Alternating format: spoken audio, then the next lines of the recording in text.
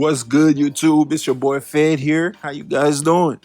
We have here a Vanguard Zero. So Vanguard Zero making a quick switch from the YGO content, hopping in the Vanguard metaverse here. So you guys, hey, buckle up, man. It's gonna be nice. It's gonna be a deck profile for Dragonic Overlord the Great.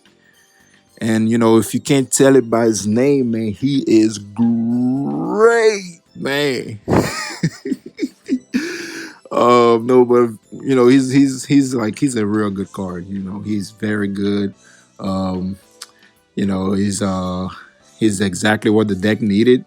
And yeah, let's hop into the deck profile. So let's get right into it here. Firm. All right, so this is the build, and like I said, man, he's great. Like Tony the Tiger, early in the morning. You college guys, you'll probably understand the struggle with no food in the apartment, and you got to kind of live off cereal sometime. And that Frosted Flakes, man, it comes in clutch. That's how Dragonic the Great be coming through, man. He be coming in clutch when you need him, man. So let's read his effect. The turn you Legion. Um, Once he attacks a rear guard, you can counterblast one, discard two to restand him and draw two. And the second effect is when his attack hits, you can retire either a copy of himself, an extra copy of himself that you have on the field, or his Legion mate to retire any other rear guard your opponent has. So that is pretty busted, man. He's really busted, man. The fact that he gets you to cycle through your deck, pitch two, draw two. Also, he gets to restand, so you get that fourth attack for that turn. That's just great. On top of that, he has a couple trick plays you can do, like by using the second effect. If you have extra copies of himself or his mate on the board, you can swing at the rear guard, activate his effect, restand him, then activate his second effect, either retire a copy of himself or extra copy of his mate to retire the other rear guard that they have in the front row. So now you clear the front row, and then you get to swing three times with your front row to the face. So that's pretty busted, man. I played the deck last meta. It was just the Perdition build without him, and he really was that one thing the deck needed to just get going. He's like the engine, right? So you got to play 4 copy of him. Make him your draw trigger. Next, we have the second boss of the deck, Perdition Dragon, Whirlwind Dragon. He's pretty busted too, man. It's pretty busted. Counterblast 2 when in Legion.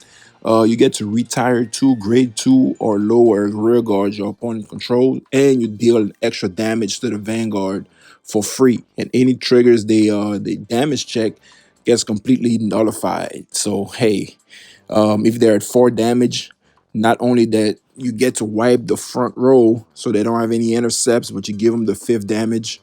They can't get any boost from the triggers. So you get to swing 3 times to the face like that, man. That's the key this meta. Just swing 3 times to the face. Hope they ain't got 3 PGs, and you take the W like that. But his cost basically is that once you counterblast 2, you do have to put either a copy of himself or his Legion mate to the grave. So that's why you want to max him out and also his Legion mate. Next, we have the Break Ride.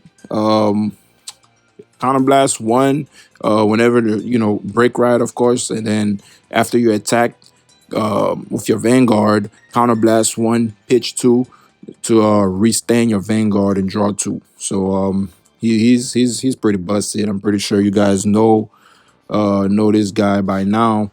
But the thing I want to talk about with him is that I see some builds actually cut him to run like 4 Dragonic Overlord, which is cool.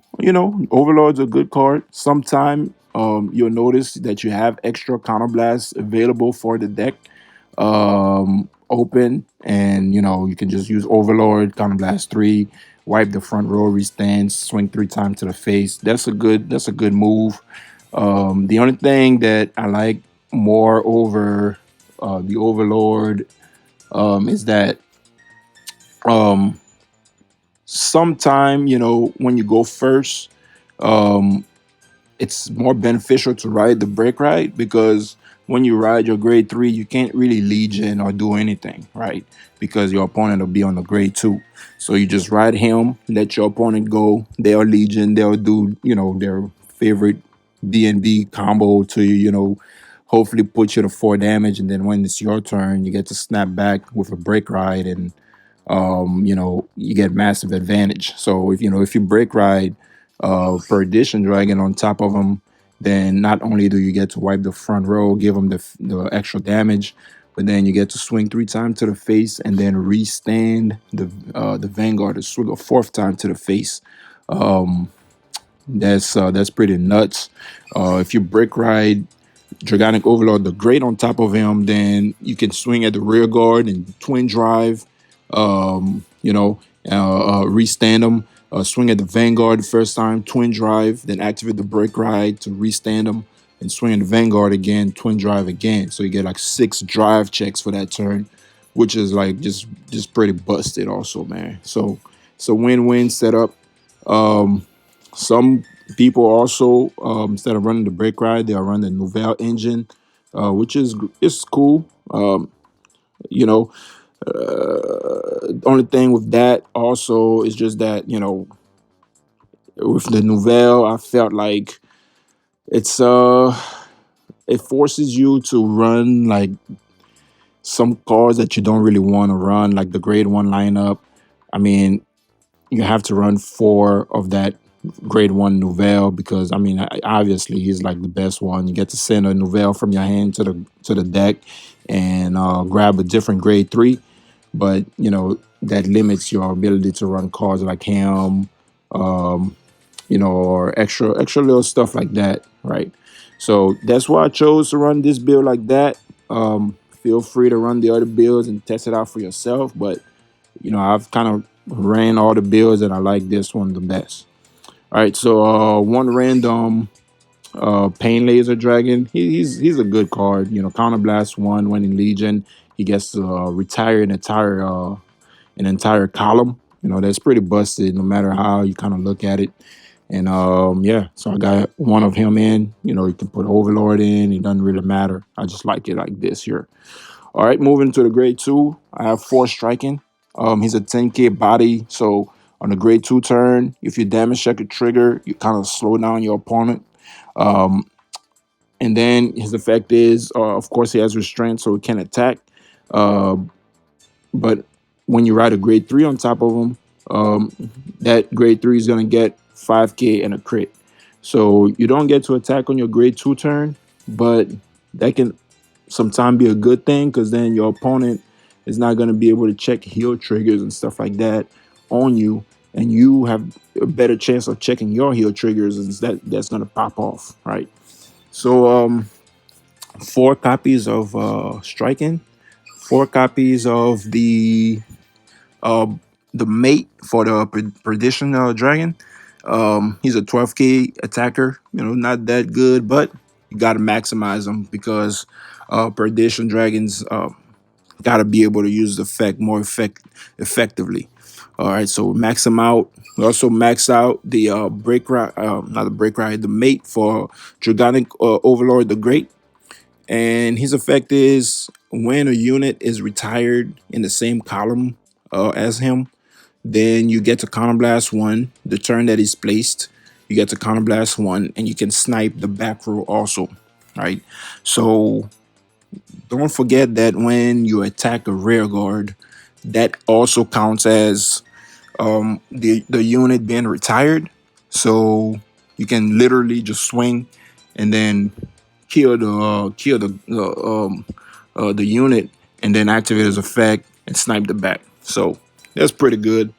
Um, Next we have one random Menace Laser Dragon, Counterblast 2, retire a guy in the same column as him. It's not bad. It's like a Berserk Dragon, but he's really in here as the mate for this guy, right? Um, so here's the random one up in there. Last but not least, we have the 4 Gojo for the grade one lineup. Pitch a card to draw a card. He's really good for setting up your Legion plays and stuff like that. Cycle through your deck. You really want to be able to draw either extra copies of the Perdition Dragon and stuff like that because he's more like the finisher.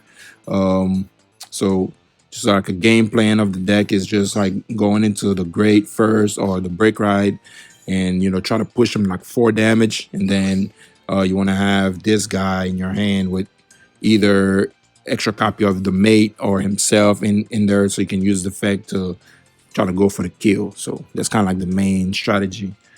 Well, one of the main strategies. So he helps you filter through the deck, so that's great. This guy is pretty nuts, man. Anytime a rear guard gets retired, he gets 5k. So the turn that you use Perdition Dragon's effect, he'll go up to 16, which is like a sweet number because that extra damage that Perdition Dragon deals to the opponent's Vanguard, even though the trigger is nullified, they still get that 5k shield boost. So the Vanguard will be 16, and you got to be able to swing over that. So sometimes you don't have enough resources to swing over that 16 number, and he helps you do that. He also boosted behind like a strike in a swing for 26 if you use that effect with Perdition Dragon, which kind of hits another magic number, if you're trying to push him from like 3 to a game or something like that. So we max him out, max out the PGs because we want to actually survive and not lose randomly. And one random Perdition Battler Malikoth. His effect is whenever a unit is retired in the same column as him, you get to Soul Blast 1 to unflip a damage. So that's a really good effect. It can also get searched out by the Conroe. So even though it's a one-off, you can always search him out. Conroe, of course, your starter. He's the best one. Counter Blast 1. Search your whole deck for whatever you need. That's a grade 1 or less. So that's the deck profile, guys. Like I said, y'all go ahead and try it out, test it out. I really love the deck. I consider this deck tier 1, probably right under the brawlers. And this actually has a pretty good matchup against brawlers also. So it's definitely a good deck. So yeah, let's go and hop into some gameplays and see a couple plays here, and yeah, I'll see you guys in the gameplay.